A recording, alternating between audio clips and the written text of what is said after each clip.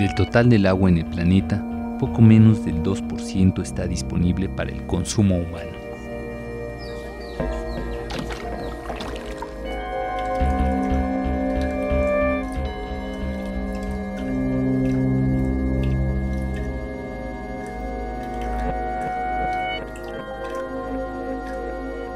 El agua es un recurso estratégico y vital para los pueblos, sobre todo ante su creciente escasez, producto del cambio climático, la contaminación y la alteración del ciclo hidrológico.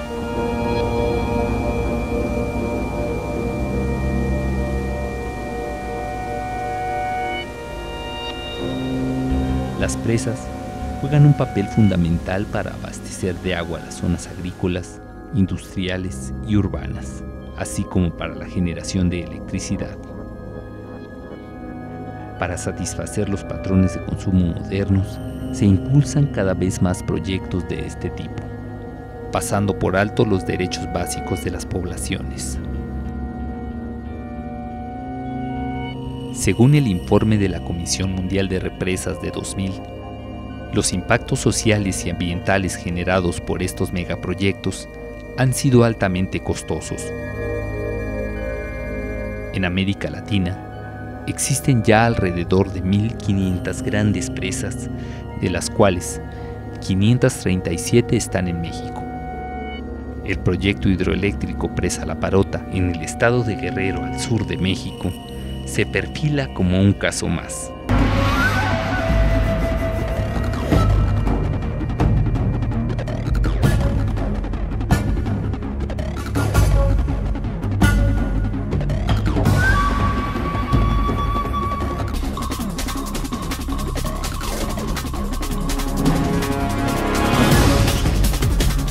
Querían aquí vendernos la frase desarrollo.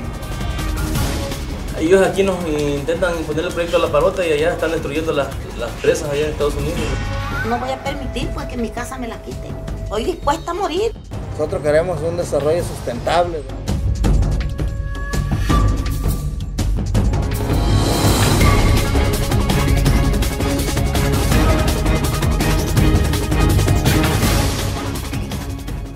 El proyecto La Parota es un megaproyecto del gobierno mexicano que consiste en inundar 17.300 hectáreas para hacer una gran presa muy grande en el río Papagayo, en el estado de Guerrero.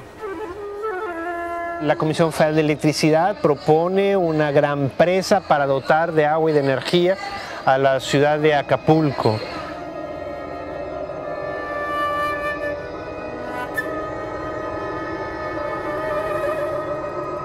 El proyecto hidroeléctrico Presa La Parota inundaría una superficie equivalente a 11 veces la bahía de Acapulco.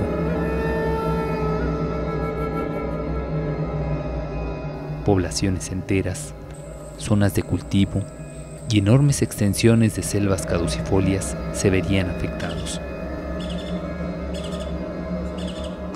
En la cortina arriba, bueno, se habla de que se inundarían varios poblados. Estamos hablando de Arroyo Verde, Garrapatas, San José, La Parota, Los Ilamos, Rancho Las Marías, varios ejidos que tenemos en la parte de acá arriba, como Alto del Camarón, ¿no?, que se mencionó, son partes que quedarían afectados directamente y que esta gente, bueno, pues quedaría ahora sí que como desamparada, porque si le llegaran a quitar las tierras, ¿a dónde las incorporarían? ¿A dónde las mandarían?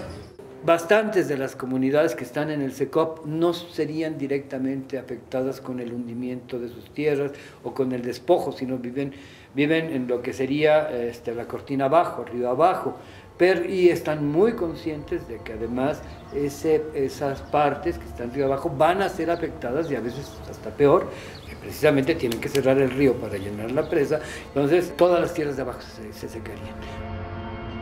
En cálculos de las comunidades, unos 25.000 afectados, que también incluyen río arriba y río abajo. O sea, no solamente son los desplazados directamente por la construcción de la presa. La Comisión Mundial de Represas fue un proyecto que impulsó el Banco Mundial y la Unión Mundial para la Naturaleza en el año de 1998.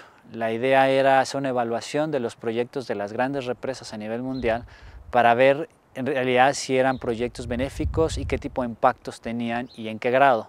Una de las recomendaciones resultado de los estudios que hizo la comisión fue que las represas solamente se pueden construir si se tiene el permiso expreso de los afectados y en el caso de comunidades indígenas el permiso previo e informado. Normalmente en Latinoamérica, por ejemplo, no se hacen los procesos de información adecuados, no se cumple el derecho a la información, el derecho a la consulta a las comunidades en su desplazamiento y no tenemos, por ejemplo, en México ni un solo caso exitoso de desplazamiento, de reubicación para una sola comunidad.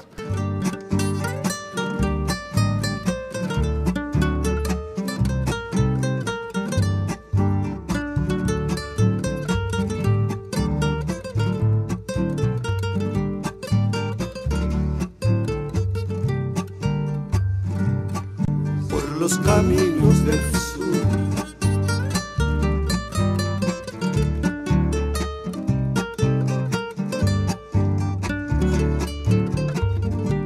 En el año 1953, los ingenieros querían ver ese trabajo, que según decían que eran pruebas que iban a hacer, que si les daba bien, harían una presa y si no, no. En 1976, para ser exactos, que fue cuando la Comisión Federal de Electricidad y el gobierno federal se metieron a los bienes comunales de Cacahuatepec, diciendo en aquel tiempo que iban a traer desarrollo, pero también ya pasando por encima de los derechos de los campesinos. Una presa que nadie sabía de qué tamaño iba a ser, ¿no? Al principio la gente pues nomás veía, ¿no? Porque ellos nunca jamás pidieron permiso para entrar. Eso fue en el 2003, a principios de enero.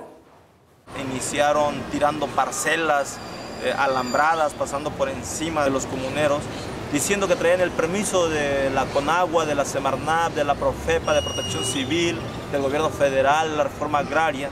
Empezamos a buscar documentos y logramos obtener el proyecto de lo que era la parota y empezamos a ver que eran 36 comunidades que iban a ser afectadas, cuando ellos hablaban de 14, y 3 que iban a desaparecer y las demás parcial, una que 5 casas, otras que 3. Eso era mentira. Las comunidades se enteran por los periódicos o por las organizaciones que van a ser inundadas y reubicadas. El gobierno nunca, antes de digamos, difundir el proyecto a nivel mediático y tener planos, llega a la comunidad y les comenta, nunca llega a una asamblea y les platica e intenta, digamos, dialogar con la comunidad. Las comunidades se les imponen los proyectos, no tienen una voz, digamos, en el proyecto, tampoco tienen beneficios por los mismos y en muchas ocasiones cuando las comunidades resisten hay conflictos sociales, ¿no? Gran parte por la manera de cómo ha actuado el gobierno o cómo actúa en ese sentido. De ahí empezamos a ver y a organizar a la gente, fue muy difícil, lamentablemente. Incluso había comunidades que nos rechazaban porque decían ellos que pues estábamos mal de la cabeza, ¿no? Porque mucha gente estaba empleada, que ya estaban llevando el sustento a sus familias. El gobierno vende las presas para las comunidades a donde las quiere desplazar, las vende como desarrollo, como gran desarrollo. Les prometen agua, trabajo, energía eléctrica, un nuevo poblado y terminamos viendo Infonavits en medio del cerro, sin servicios. ¿A dónde nos vayan a reubicar? ¿Qué nos van a dar? Vamos a suponer. Y ni nos van a dar terreno para que haga uno su casa o que me van a dar la casa. No, aquí hay muchas cosas que nosotros estamos peleando. Por allá me van a dar un pedacito, nomás un cuartito donde voy a estar allí encerrada. Ya no voy a poder hacerme ni para allá ni para acá. ¿Por qué? Porque ya no va a haber permiso para uno. Joder, la chingada, ¿dónde me van a llevar? Sí. ¿Dónde están pegando las pinches casas? Vamos a suponer, esta está pegando con otra. Si aquel se echa un pedo, yo lo voy a oír. No, ¿cómo? No estamos de acuerdo. No quiero irme para otro lado. Si aquí donde estoy bien tranquila, porque aquí, mira, tengo mi patio bien grande. Por aquí me voy al campo a traer mi leña donde yo quiera. Nosotros estamos aquí es porque tenemos formas de cómo sobrevivir, ¿no? Aquí ya sabemos cómo nos mantenemos. Yo en Acapulco no me viene a mantener, me viene a morir luego, nomás de tristeza. Hemos vivido de lo que cultivamos. Claro, no tenemos recursos para exportar, pero sí, lo que cultivamos somos autosuficientes. Aquí sembramos frijol, tomate, chile verde, calabaza, sembramos chipiles. Bueno, al chiste de que como quieran nosotros aquí, gracias a Dios, la gente se muere porque ya de plano ya se le llegó, pero aquí la gente no se muere de hambre. De comer, hay iguanas, hay conejos, armadillos, tejones, lo del campo, pues los animalitos del campo, aparte pues las gallinitas que criamos, los marranitos, chivitos que también por aquí hay. Estamos defendiendo el río. Cuando no hay agua en la seca, allá nos vamos a lavar. No hay que comer, nos vamos, llevamos por una poquita de cálida, vamos a los camarones, tenemos que comer. ¿A dónde van a ir a dar? ¿Cómo lo vamos a mantener? De nada, solamente vendiendo chicle en los pueblos, si vendemos.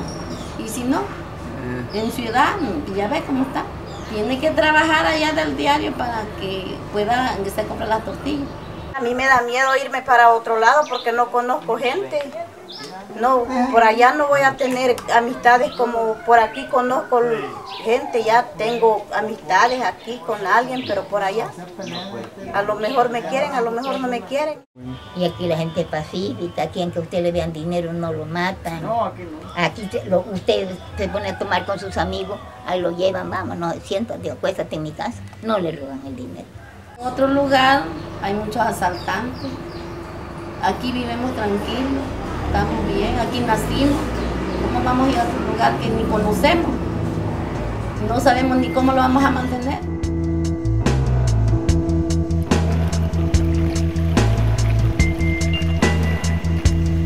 Las grandes presas han provocado el desalojo de entre 30 y 60 millones de personas alrededor del mundo, afectando costumbres, tradiciones, ruinas arqueológicas, lugares representativos y extinguiendo la identidad de los pueblos.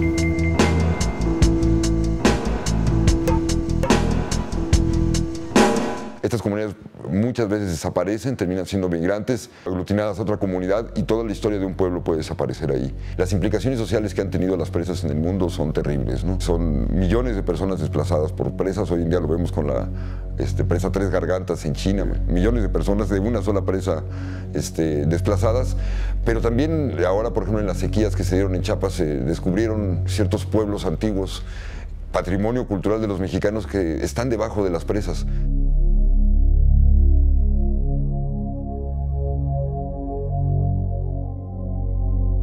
En ningún lugar que hemos ido han dejado las comunidades a la orilla de un vaso de agua. Al contrario, les quitan más territorio para hacer centros turísticos, para hacer hoteles, restaurantes. Entonces, todo es una gran mentira.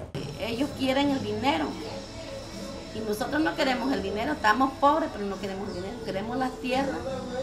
Yo sé, hay partes que son malas, pero a mis hijos si eso viene, yo me voy a morir de tristeza. Cuando una comunidad la desaparecen, se pierde toda identidad, se pierden sus raíces y se acaban los usos y costumbres. Yo no me quiero ir a hacer.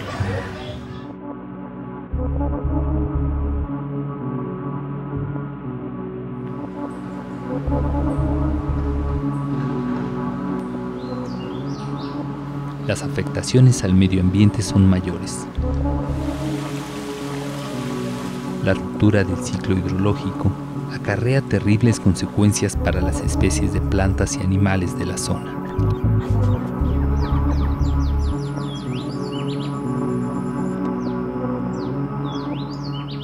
Gran parte del problema que tenemos hoy en día en el mundo a nivel ambiental es justamente que el ciclo hidrológico está roto tanto por represas como por la contaminación de los ríos y mantos acuíferos.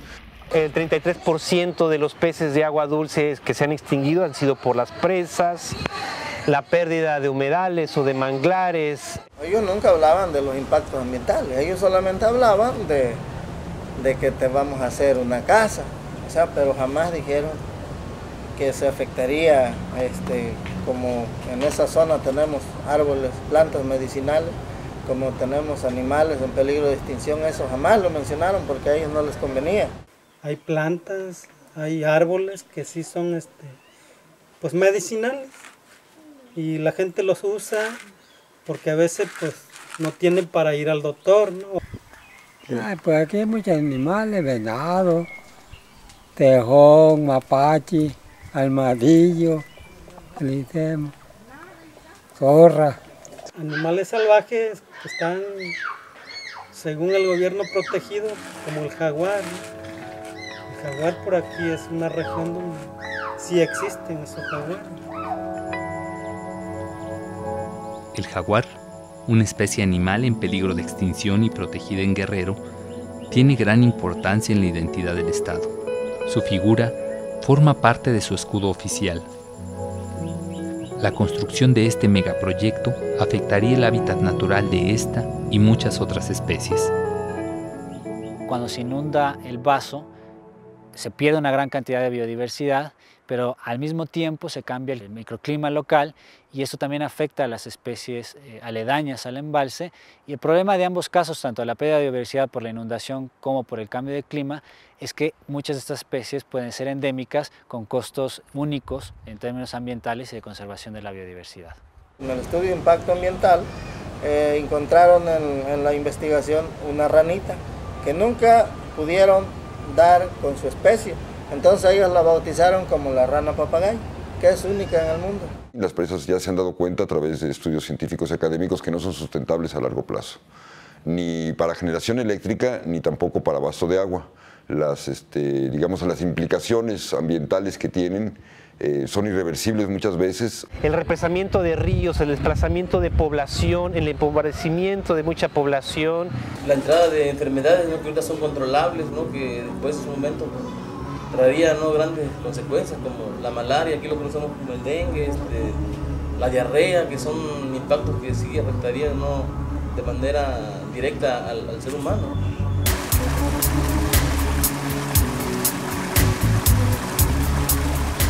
La inundación conlleva a que especies de plantas y animales únicas en la región se pudran al quedar bajo el agua, produciendo gases de efecto invernadero que al ser liberados al medio ambiente contribuirán al calentamiento global.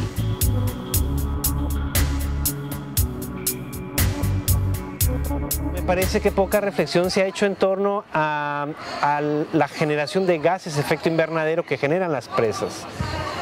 No solamente porque el hecho de inundar grandes extensiones de selvas o de bosques inhibe la absorción de CO2.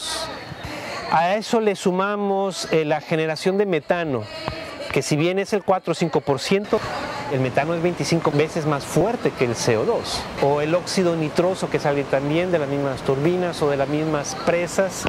El porcentaje es menor, sin embargo, es 200 veces más fuerte que el CO2. El mercado de bonos de carbono es un mecanismo que ha promovido el Banco Mundial fundamentalmente para subsidiar las represas. Es el derecho a emitir gases de efecto invernadero, en particular dióxido de carbono, y este derecho se da por la vía de proyectos que ahorran emisiones de gases de efecto invernadero, que pueden ser, por ejemplo, la siembra de bosques o de desiertos verdes, que normalmente son proyectos industriales para la venta de celulosa, o, por ejemplo, en este caso el argumento es las represas ahorran gases de efecto invernadero con respecto a otros proyectos, otro tipo de infraestructura mucho más contaminante. El problema es que sí generan gases de efecto invernadero, tanto metano, metilmercurio, dióxido de carbono. Las grandes represas no solamente contribuyen a mayor deforestación, desplazamiento y los efectos que hemos dicho, sino también a mayor calentamiento global. Apuntan los científicos a que el 7% del total del calentamiento global es causado por las grandes presas en el mundo. Y se siguen vendiendo todavía las presas como mecanismos de desarrollo limpio, y son mecanismos de desarrollo más sucio.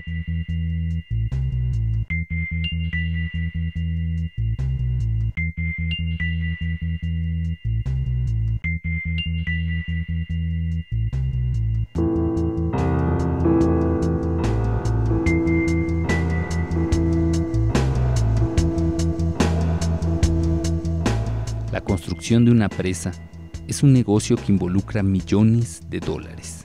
el Banco Mundial, el Banco Interamericano de Desarrollo, otros bancos regionales similares y las agencias de cooperación internacional han sido los principales impulsores de los proyectos hidroeléctricos en el mundo.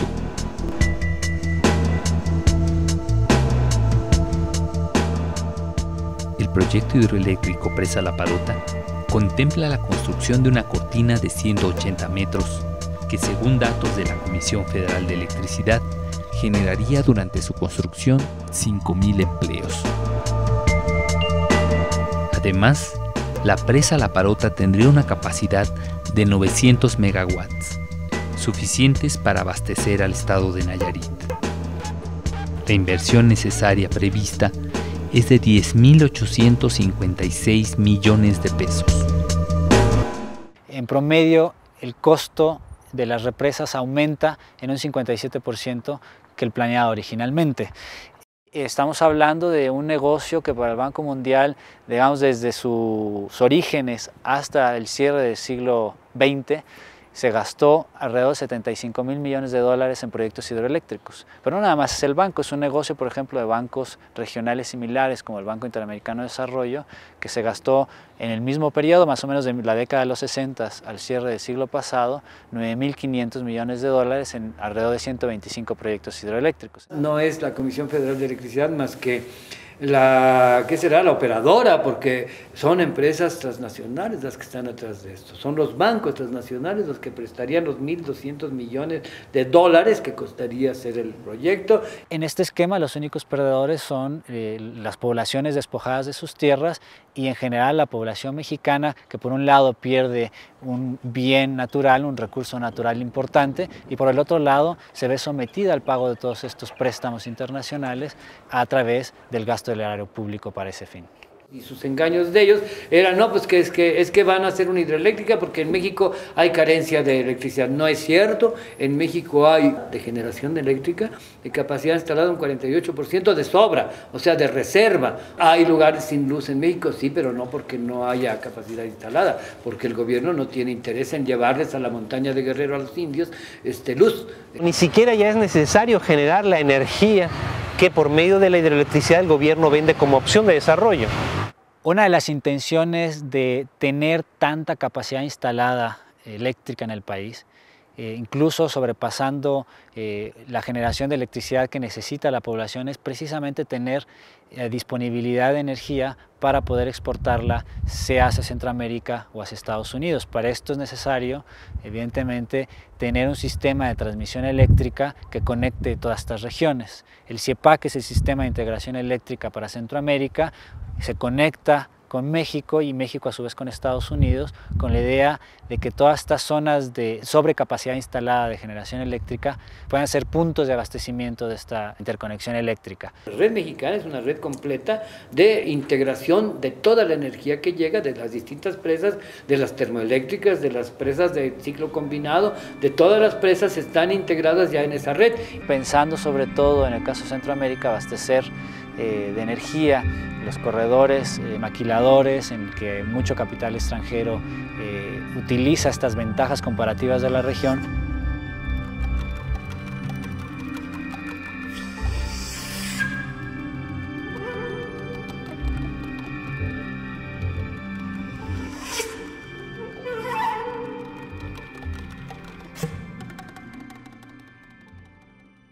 El gobierno lo único que hace es entregar nuestros recursos naturales a las transnacionales, abrirles la puerta, no pagan impuestos, no pagan nada, y vienen las transnacionales a sacarnos de nuestros territorios, a apoderarse de nuestros recursos naturales. Pues sí, la presa va a traer beneficios para la gente que sea inversionista, pero uno que es campesino, ¿de qué se va a beneficiar? De nada. Pues a los grandes empresarios, a los multimillonarios, porque pues, nosotros como pobres, ¿qué cosa vamos a hacer aquí? Pues nada. Ya no vamos a ser libres de sembrar un producto de lo que se mantiene el campesino. Ya las tierras van a estar privatizadas. Ya. Estamos pensando que tal vez más adelante tengamos problemas de eso del agua, que ya no nos dejen agarrar agua.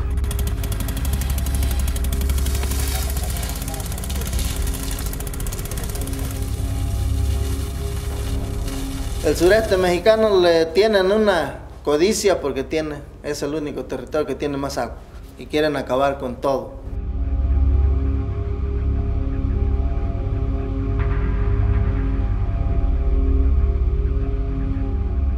A partir de la década de los 80s, cuando se instala en este país el modelo neoliberal, sobre todo encabezado muy visiblemente en la figura de Salinas de Gortari, que le apuesta al libre mercado, Salinas de Gortari de una forma inteligente, y el PRI en ese momento lo que consideró conveniente hacer fue pegarle en el corazón a la Constitución de 1917 en lo que se refiere a la propiedad de la tierra y permitir que los ejidos y bienes comunales, que eran tierras inembargables, no se podían vender, no se podían transmitir su propiedad, eran tierras colectivas inembargables, pudieran comenzar a hacerlo. Un gran argumento de esto es que el artículo 27 se modificaba para proteger la tierra, ¿no?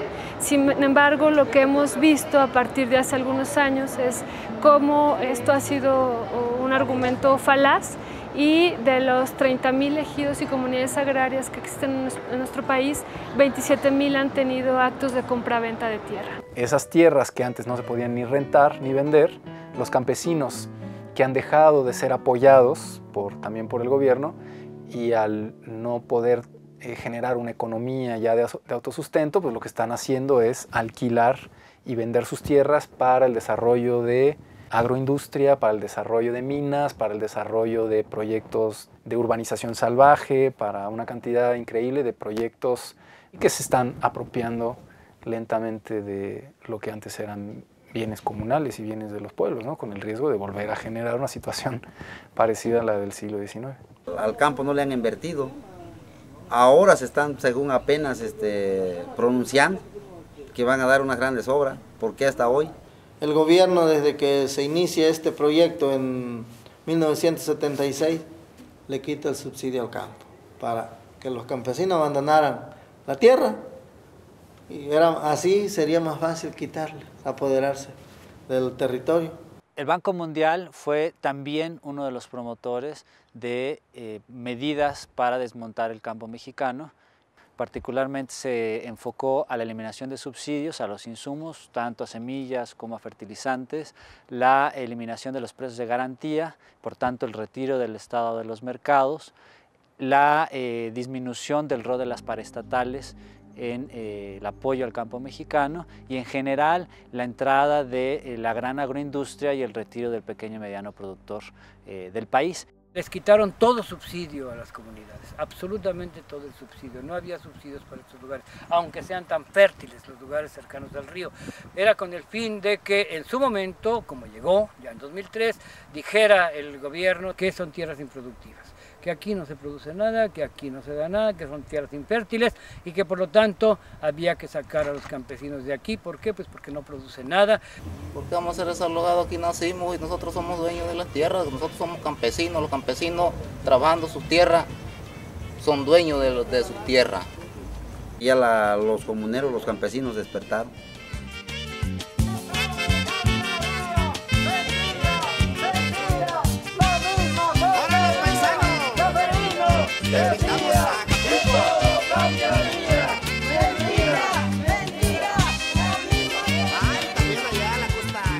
Llegó el momento que nos decidimos 3 comunidades, las más pequeñas que existen en nuestros bienes comunales, pero esas 3 comunidades con decisión, con criterio, y logramos en una asamblea, en un ejido que se llama Los Guajes, acordamos varios ejidos y varias comunidades que iban a apoyar para hacer un plantón.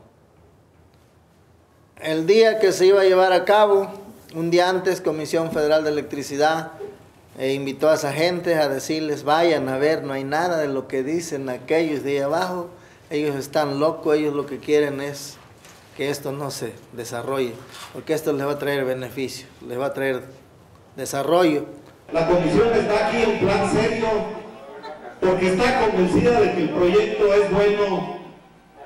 Comisión tiene la obligación por oficio de defender lo que es bueno para ustedes, para el país, para el Estado, Cuando ya atacaron no solo los campos, no solo los cerros, no solo los caminos, sino ya las tierras, entonces el gobierno dice, no, pues esto, fíjense que eso es un proyecto federal. Y frente al proyecto federal y al gobierno federal, ustedes no pueden hacer nada, bueno, será un proyecto federal, pero las tierras son nuestras. Y fue en ese momento cuando estalló este movimiento social en contra de la presa La Parota, y fue en este momento cuando la gente decidió levantarse y tomar la decisión de que la tierra no se vende.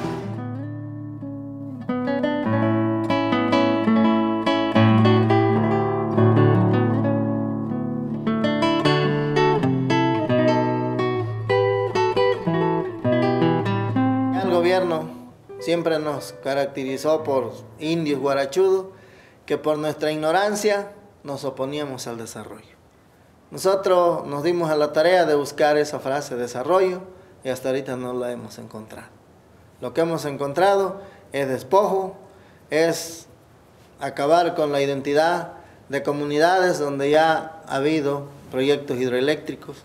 Históricamente las grandes presas, la Mil Alemán, Cerro de Oro, el Infiernillo, por ejemplo, la zona Mazahua también, donde está el Cutzamala, pues todavía son gente que siguen peleando porque se les cumpla lo que se les prometió cuando fueron reubicados. Aquí no dijo, te voy a pagar tus tierras, ¿no? En ningún momento. Y la gente lo que prometió, o sea, lo que sí anunció, que quería la expropiación. No tenían permiso de las comunidades, tampoco tenían permiso de la Semarnat para cambiar el uso para cambio de uso del suelo, ni tenían permiso de la reforma agraria para iniciar cualquier proceso de expropiación. La CFE estaba actuando de manera ilegal, comprando conciencias, corrompiendo líderes y autoridades, pero sobre todo yo creo que burlándose de la dignidad de los campesinos. Logramos tener una reunión con el gobernador, en ese entonces era René Juárez Cisneros, y le exigimos que nos apoyara a sacar la maquinaria porque no estábamos de acuerdo con ese proyecto, que nadie había sido tomado en cuenta. Ellos hablaban de negociación, nosotros les dimos, podemos tener un diálogo, pero eso, negociación, para nosotros no existe, esa frase nunca existió y hasta la vez no existe. Y cuando él quiso reunirnos para platicar y llegar al diálogo, le dijimos que nosotros no queríamos dialogar con nadie porque no estábamos dispuestos a que nos despojaran de nuestras tierras, nuestro territorio. Y fue tal el enojo del gobernador René Juárez Cisneros que dijo, a ver, cabrones, yo quiero que solamente nos permitan 3 meses trabajar nuevamente con la maquinaria para hacer los estudios de viabilidad. Y si no es viable el proyecto, no se hace, pero si es viable y un campesino o un comunero no quiere La Parota, pues a la chingada La Parota.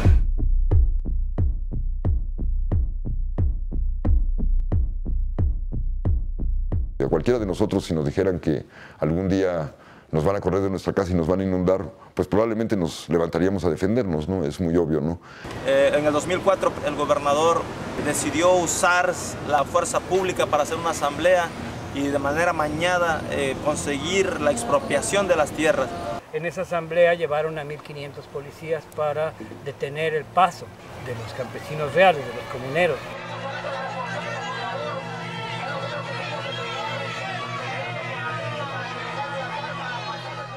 Sin embargo, llevaban cientos de camiones con gente de Acapulco, gente de las colonias de Acapulco, que les habían adiestrado y les habían dicho que pertenecían a distintos de los 47 anexos, que unos eran de Aguacaliente y que otros eran de Amatillo. Tenían que aprenderse de qué anexo iban a decir que eran para que firmaran las actas. La Comisión Federal de Electricidad ha llevado a cabo inventado varias asambleas amañadas, con muchas trampas, con muchas mentiras y también con información falsa en donde los supuestos ejidatarios aceptan la modificación del uso de las tierras. Asambleas espurias convocadas por el gobierno de una forma ilegal, trayendo gente de fuera de las comunidades, convocada fuera de los territorios de las comunidades.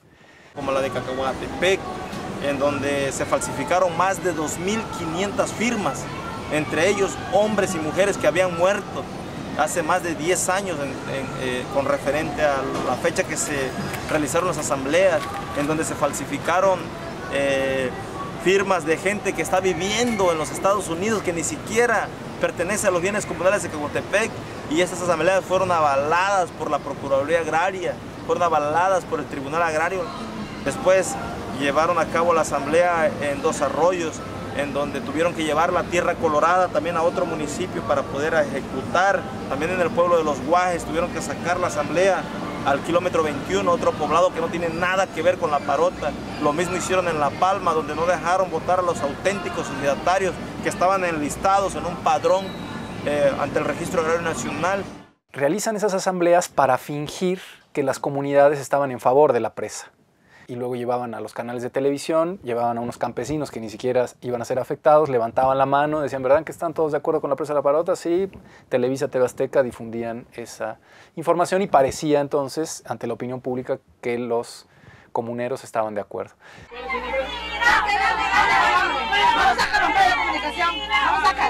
¿Para qué? No lo sacan. Y por supuesto se levantaba un acta de esa asamblea como si fuera un acta legal y por lo tanto ya había también legalmente una aprobación de la construcción de la presa. Después de eso entramos en una lucha que no conocíamos y decidimos entrarle y lo hicimos bien, la lucha legal. Nosotros con un equipo de abogados del Centro de Derechos Humanos Tlachinolan de la Montaña. Nos organizamos, vimos unos abogados y pues empezamos la lucha, ¿no? Para anular la expropiación que ya estaba dada. Lo que hicieron fue impugnar en tribunales agrarios esas asambleas espurias y las tiraron todas. Las asambleas, la de Los Guajes, la de Dos Arroyos, la de La Palma y la de Quecotepec, eran amañadas, por lo tanto el Tribunal Unitario Agrario las declaró nulas por carecer de validez. Han ido ganando muchas de los amparos. Sin embargo, pese a esos amparos, la Comisión Federal de Electricidad ha violado todas las leyes agrarias, ha violado la Constitución. El gobierno del Estado nos ha reprimido.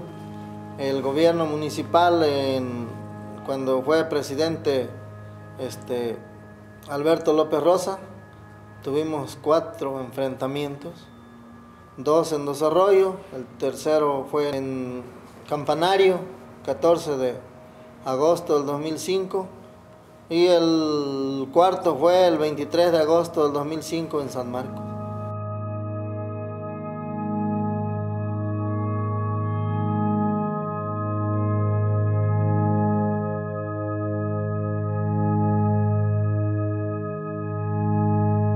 Hemos sido reprimidos, hemos tenido 4 compañeros caídos, hemos tenido 11 compañeros encarcelados y hemos tenido averiguaciones, órdenes de aprehensión. Los encañonaron a los demás, les pusieron a una señora embarazada que le iban a matar.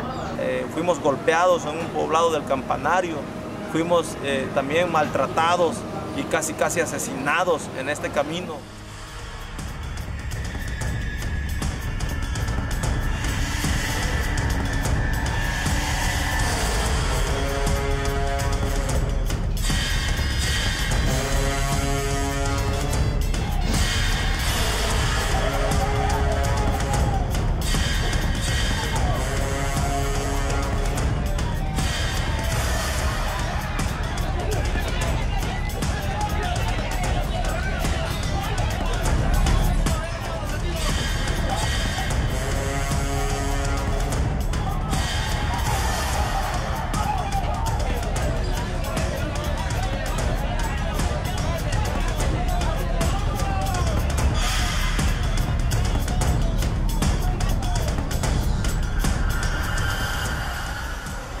El gobernador René Juárez había hecho una complicidad y seguramente algunos intereses económicos en contubernio con la CFE. Después se vino una esperanza, ¿no?, de cambio, cuando un nuevo partido llamado PRD y con un nuevo dirigente al frente, Seferino Torreblanca Galindo, estuvimos apoyando esta candidatura erróneamente, lamentablemente hoy lo decimos. Hubo un compromiso político-social en donde él debería de respetar la decisión de la gente y nosotros a cambio de eso apoyaríamos la gestión de su gobierno. Mas, sin embargo, esto fue una traición total. Las comunidades lo que han hecho es no solamente la resistencia legal, sino la resistencia física, organizativa, bloqueando los caminos, manteniendo puestos también de lucha y de resistencia, manifestaciones, marchas, movilizaciones, caravanas, asistido a encuentros internacionales por todos lados haciendo una denuncia pública, no solamente la lucha legal. La expansión de nuestro movimiento, el que conociera nuestro movimiento, fue una decisión de nosotros también. Nosotros consideramos que o entrábamos en una relación con otros movimientos o nos asfixiábamos en nuestra lucha local. En los terrenos de La Parota, en los bienes comunales de Cacahuatepec, se fundó el MAPDES, el Movimiento Mexicano Afectados por las Presas y en Defensa de los Ríos, en noviembre de 2004. Y fuimos varios compañeros a los países de Centroamérica en donde se llevaron a cabo las reuniones de afectados por las presas, pero también estuvimos en Brasil, estuvimos en otros lugares, estuvimos en Ginebra, dimos un informe sobre La Parota en el Comité DESC, en el Comité de Derechos Económicos y Culturales en Ginebra. Fue muy relevante haber entrado en contacto también con los relatores de Naciones Unidas, con estos 3 expertos en vivienda, pueblos indígenas y alimentación. En 2007, 2 relatores recorren las comunidades, establecen un diálogo con los afectados para de viva voz poder tomar cuenta de las violaciones de los derechos. A la representación de la ONU aquí en México, la preocupación principal es que no se realicen actividades, proyectos, inversiones, etcétera, que no se tomen decisiones que puedan afectar y que afecten en sus consecuencias los derechos humanos de la población involucrada. We are still in the process of evaluating the project, but I can already say that there are many irregularities with which the authorities have been proceeding with this project, and we are going to be asking in the next few days some very hard questions to the Electricity Commission and other authorities about why is it that the rights of people have not been safeguarded more. Hicieron informes con observaciones muy duras hacia el gobierno mexicano, diciendo que habían incurrido en la violación del derecho a la información, el derecho a la consulta, todos los derechos económicos, sociales y culturales que los mexicanos tenemos estaban prácticamente siendo violados por el gobierno en su esfuerzo de imponer un proyecto de desarrollo como este. En México me parece que hace falta una reforma en ese sentido para la defensa de los derechos humanos en todos los sentidos, derechos económicos, sociales, culturales y ambientales, para poder generar defensas colectivas para este tipo de imposiciones u otro, como el caso de Atenco, el caso de las mineras. Es un movimiento que marca una época porque creo que inicia o permite imaginar una nueva forma de movilización y de construcción colectiva de la defensa de los territorios y de los bienes comunes en este país, ¿no? Y a mí me parece que esa combinación de una lucha legal y la movilización social ha sido como el éxito para que la presa La Parota hasta la fecha sea un proyecto casi prácticamente muerto, ¿no? En estos momentos la CFE está imposibilitada para entrar legalmente a los bienes comunales de Cacahuatepec. No tiene ni el permiso ni de las autoridades ni de la Procuraduría Agraria, pero sobre todo no tiene el permiso ni lo va a tener de los dueños de la tierra, en este caso del Consejo de Ejidos y Comunidades Opositores a la Presa La Parota SECOP.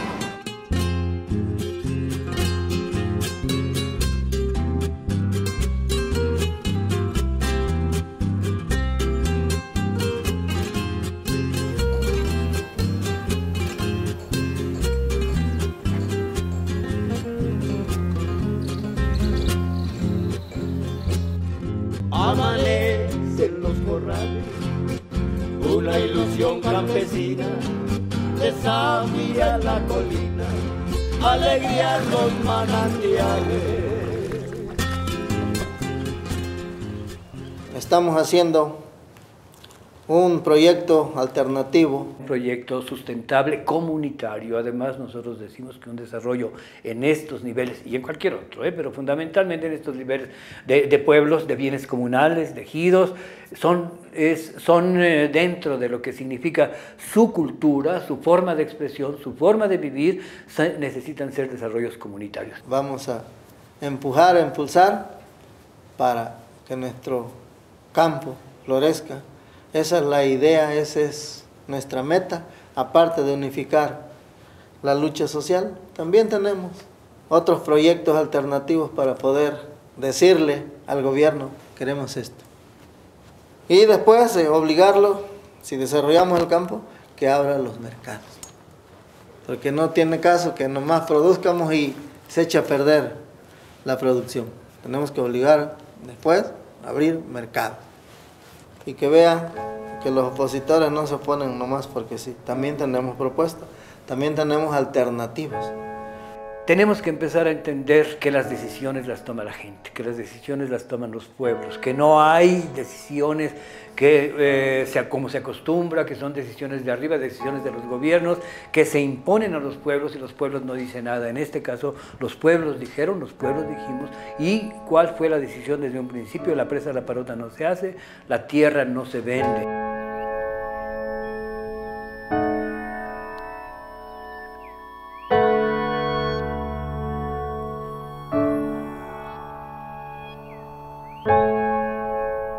El 5 de enero de 2010, uno de los diarios de mayor circulación en el país publicó la cancelación del proyecto.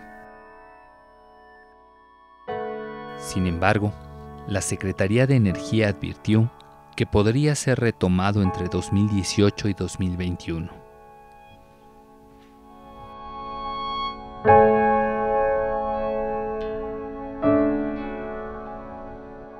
Hay una declaración de que se cancela o que se pospone o se suspende o se pospone hasta 2018, si decimos que es un triunfo, pero no bajamos la guardia.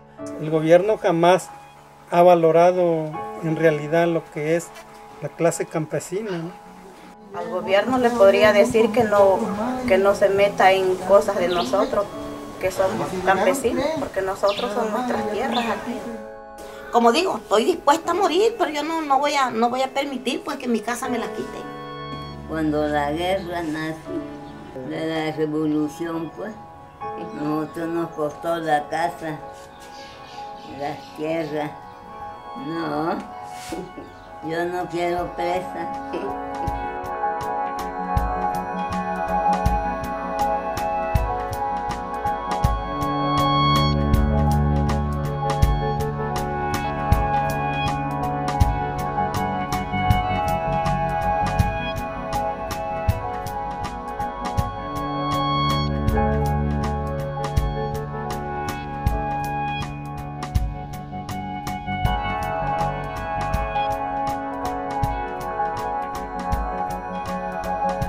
Delito que nosotros hemos cometido es defender la tierra, porque tal parece que hoy en día en Guerrero defender lo que es tuyo, defender tus derechos, se ha convertido en un delito para los gobiernos.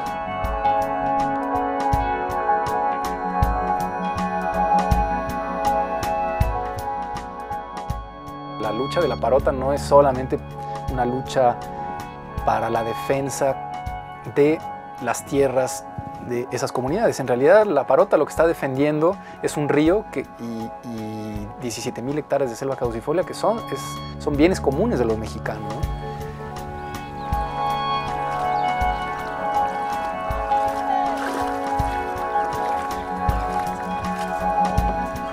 ¿no? Lo más importante es estar discutiendo, dialogando y explorando alternativas económica, ecológica y socialmente viables. Tendremos que pensar en cómo podemos presionar desde la sociedad para que se haga un uso racional de los recursos, respetando las dinámicas sociales y económicas de las regiones dadas.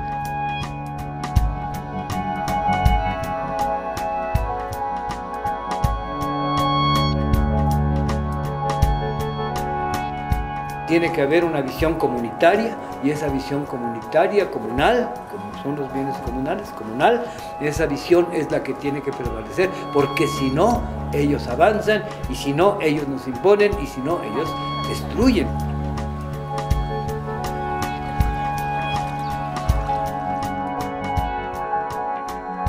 La lucha no termina. El pueblo ha decidido ya no más imposición, ya hoy tenemos decisión y en nuestras comunidades está decidido, el proyecto La Parota no va y no va a pasar a menos que nos exterminen a todos.